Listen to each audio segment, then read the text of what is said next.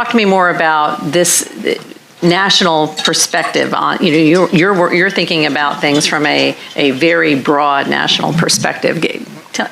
Your impressions. Thanks. Yeah. Well, I mean, I would, working on campus freedom issues generally, looking at it around the country, I would put this in the context of general trends in how campuses, threaten and undermine student rights to free speech, freedom of association, that sort of thing. The anonymous reporting that Mike was talking about immediately sets off alarm bells for me. As he said, there are reasons to have people have opportunities to, give an anonymous report if they're facing, harassment maybe or discrimination, something like that, from an employer, from a professor.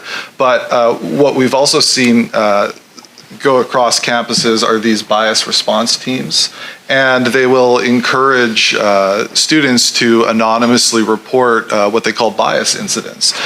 Stanford has one, and on its website it even acknowledges that the speech that's being reported it could be constitutionally protected, right? So it's encouraging students to report one another for saying things that they find hurtful or that they don't like, but on a college campus of all places, of course, yes, nobody wants to hear hate speech, but a college is a place where you need a high degree of freedom for people to be able to speak and to express ideas. And even when somebody says something that is offensive or hurtful to others, right, we have to ask the question, well, how should we respond to that? Should we sort of shun this person and anonymously report them and try to set off some investigatory procedure, or should we engage that person and try to explain to them maybe why that was hurtful or offensive to us and engage in some kind of dialogue? And often with these bias response teams, the colleges will say, well, this is not an investigation, right? This won't lead to